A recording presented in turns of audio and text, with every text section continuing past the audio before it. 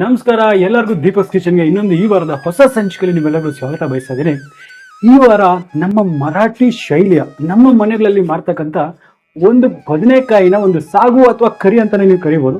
So beautiful taste ಇರುತ್ತೆ. ನಮ್ಮ ಮರಾಠಿಯಲ್ಲಿ ಈ ಒಂದು ಡಿಶನ್ನ ವಾಂಗಿಚ ಮಾಳ್ವು ಅಂತ ಕರೀತಾರೆ. ಜಾಸ್ತಿ ಕನ್ಫ್ಯೂಸ್ ಆಗಬೇಡಿ. ವಾಂಗಿ ಅಂತ ಹೇಳಿದ್ರೆ ಬದನೆಕಾಯಿ ಅಂತ ಅರ್ಥ, ಮಾಳ್ವು ಅಂತ ಹೇಳಿದ್ರೆ ಸಾಗು ಅಥವಾ ಕರಿ ಅಂತ ಅರ್ಥ. ಸೊ ಎರಡನ್ನೂ ಸೇರಿಸ್ಬಿಟ್ಟು ಒಂದು ಮಸಾಲೆ ಹಾಕ್ಬಿಟ್ಟು ಒಂದು ಬ್ಯೂಟಿಫುಲ್ ಕರಿ ಮಾಡ್ತೀವಿ. ಅದನ್ನೇ ವಂಗಿಚ ಮಾಳ್ವು ಅಂತ ಕರೀತಾರೆ, ಅಥವಾ ಬದನೆಕಾಯಿನ ಕರಿ ಅಥವಾ ಬದನೆಕಾಯಿನ ಸಾಗು. ಈ ಒಂದು ರೆಸಿಪಿ ಏನಿದೆ ಅಕ್ಕಿ ರೊಟ್ಟಿ ಮತ್ತೆ ಚಪಾತಿ ಜೊತೆ ಅಂತೂ ಬ್ಯೂಟಿಫುಲ್ ಆಗಿರುತ್ತೆ. ಏನು ಅತ್ಯದ್ಭುತವಾದ ಕಾಂಬಿನೇಷನ್ ಇರುತ್ತೆ. ಈ ಒಂದು ರೆಸಿಪಿನ ಮಾತ್ರ ನಾನು ಹೇಳಿರ್ತಕ್ಕಂಥ ವಿಧಾನದಲ್ಲಿ ನೀವು ಮಾಡಲೇಬೇಕು. ಸೊ ಅಷ್ಟು ಚೆನ್ನಾಗಿರುತ್ತೆ. ಸೊ ಮತ್ತೆ ಇನ್ಯಾವುದೇ ತಡ ಮಾಡ್ತೀರಾ, ಈ ಒಂದು ವಾಂಗಿಚ ಮಾಳ್ವು ಅಥವಾ ಈ ಬದನೆಕಾಯಿಯ ಕರಿ ಅಥವಾ ಸಾಗುನ ಯಾವ ರೀತಿ ಮಾಡಬೇಕು ಅನ್ನೋದನ್ನ ನೋಡೋಣ.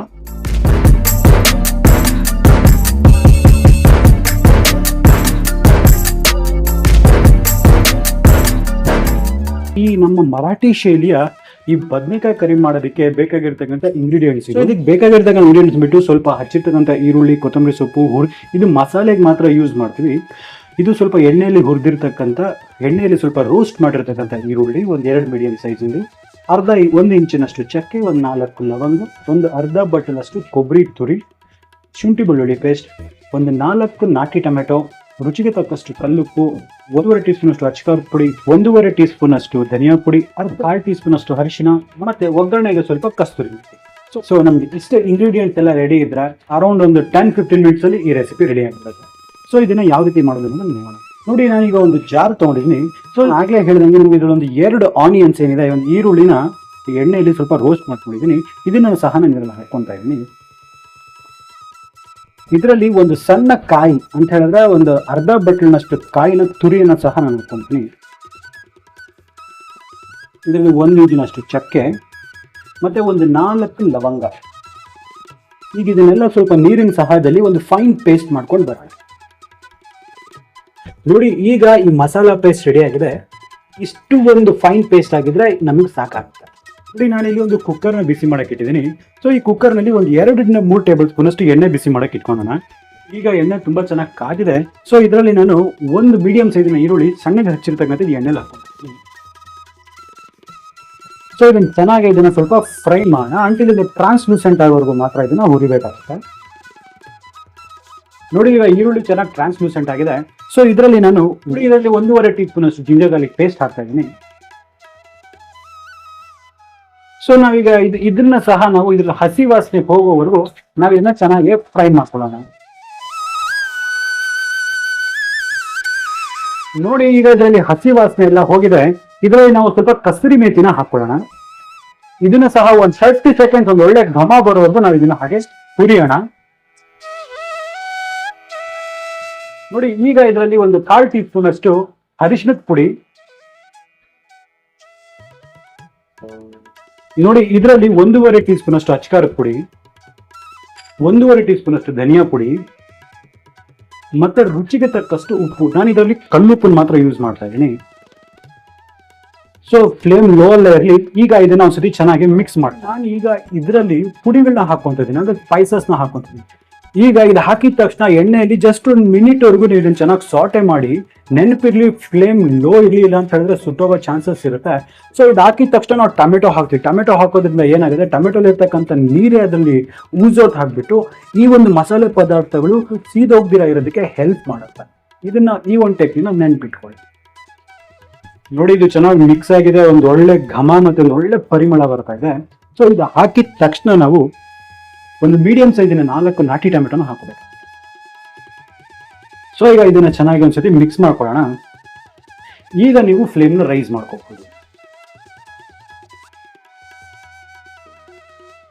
ಸೊ ಇದು ಅರೌಂಡ್ ಒಂದು 2 to 3 ಮಿನಿಟ್ಸ್ ಹೈ ಫ್ಲೇಮ್ ಅಲ್ಲ ಇದನ್ನ ಸ್ವಲ್ಪ ಫ್ರೈ ಮಾಡಬೇಕಾಗುತ್ತೆ. ನೋಡಿ, ಒಂದ್ 2 ನಿಮಿಷ ಆದ್ಮೇಲೆ ಟೊಮೆಟೊಲಿ ಇರ್ತಕ್ಕಂಥ ನೀರೆಲ್ಲ ಹೊರಗೆ ಬಂದಿದೆ. ಟೊಮೆಟೊ ಕೂಡ ಮೆತ್ತಗಾಗಿದೆ, ಎಣ್ಣೆ ಕೂಡ ಮೇಲ್ಗಡೆ ತೇಲ್ತಾ ಇದೆ.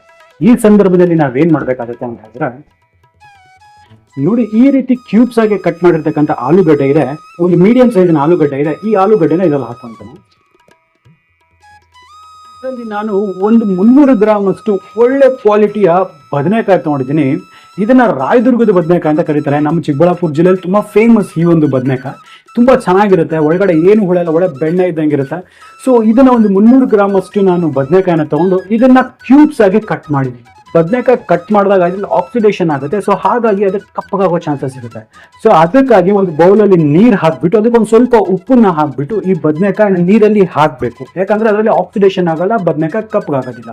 ಸೊ ಅದೇ ರೀತಿ ಆಲೂಗಡ್ಡೆ ಮತ್ತೆ ಬದನೆಕಾಯಿನ ಸಹ ಸಪ್ರೇಟ್ ಅಲ್ಲಿ ನೀರಲ್ಲಿ ಕಟ್ ಮಾಡಿಬಿಟ್ಟು ಪಕ್ಕಕ್ಕೆ ಇಟ್ಕೊಳ್ಳೋಣ. ಒಂದು 300 ಗ್ರಾಮ್ ಅಷ್ಟು ಒಳ್ಳೆ ಕ್ವಾಲಿಟಿಯ ಬದನೆಕಾಯಿನ ಈ ಒಂದು ಸೈಜ್ ಅಲ್ಲಿ ಇದನ್ನ ಸಹ ಕ್ಯೂಬ್ಸ್ ಅಲ್ಲಿ ಕಟ್ ಮಾಡಿದೀನಿ. ಇದನ್ನ ಸಹ ನಾನು ಇದರಲ್ಲಿ ನೀರನ್ನ ಶೋಧಿಸ್ಬಿಟ್ಟು ಹಾಕೊಳ್ತಾ ಇದ್ದೀನಿ.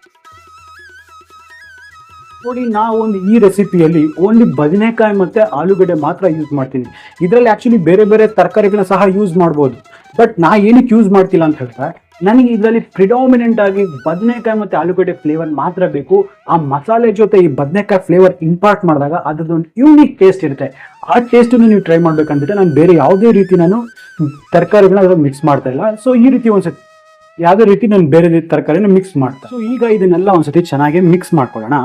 ಒಂದಕ್ಕೊಂದು ಚೆನ್ನಾಗಿ ಹೊಂದ್ಕೋಬೇಕು, ಅಲ್ಲಿವರೆಗೂ ಇದನ್ನ ಚೆನ್ನಾಗಿ ಕಲಸೋಣ.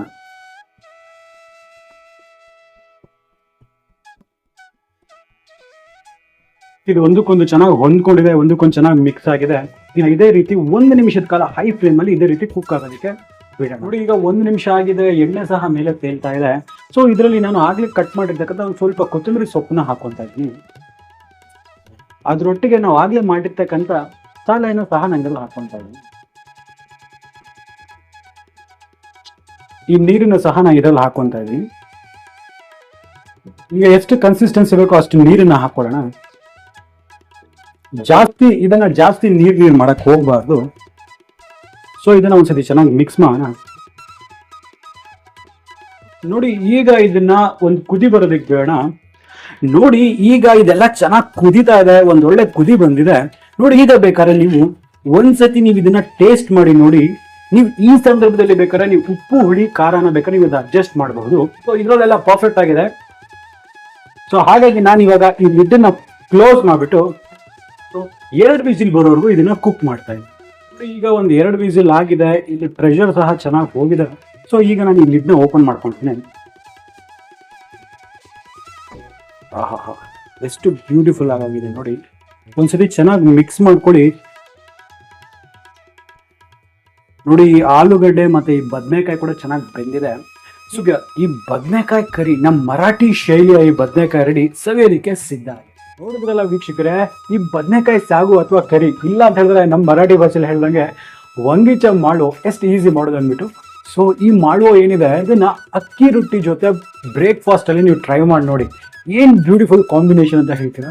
ಜಾಸ್ತಿ ಇಂಗ್ರೀಡಿಯೆಂಟ್ಸ್ ಕೂಡ ಇಲ್ಲ, ತುಂಬಾ ಕಮ್ಮಿ ಇಂಗ್ರೀಡಿಯೆಂಟ್ಸ್ ಮನೆಯಲ್ಲೇ ಇರ್ತಕ್ಕಂಥದ್ದು. ನೀವು ಈ ಇಂಗ್ರೀಡಿಯೆಂಟ್ಸ್ ಎಲ್ಲ ನೀವು ರೆಡಿ ಇಟ್ಕೊಂಡ್ರೆ ಎಲ್ಲ ಮೋರ್ ಓವರ್ ಒಂದು 15 ಮಿನಿಟ್ಸ್ ಅಲ್ಲಿ ಈ ಒಂದು ಕಂಪ್ಲೀಟ್ ರೆಸಿಪಿ ರೆಡಿ ಆಗ್ಬಿಡುತ್ತೆ. Quick and easy recipe. ಇದನ್ನ ಒಂದ್ಸತಿ ನೀವು ಮನೇಲಿ ಟ್ರೈ ಮಾಡಿ ನೋಡಿ, ಖಂಡಿತ ನಿಮ್ಗೆ ಇಷ್ಟ ಆಗುತ್ತೆ. ನಾನು ಹೇಳಿರ್ತಕ್ಕಂಥ ಅಳತೆಗಳು ಮತ್ತು ಪ್ರಮಾಣಗಳಲ್ಲಿ ಇದನ್ನ ಮಾಡಿ ನೋಡಿ, ನಿಮ್ಗೆ ಖಂಡಿತ ಇಷ್ಟ ಆಗುತ್ತೆ.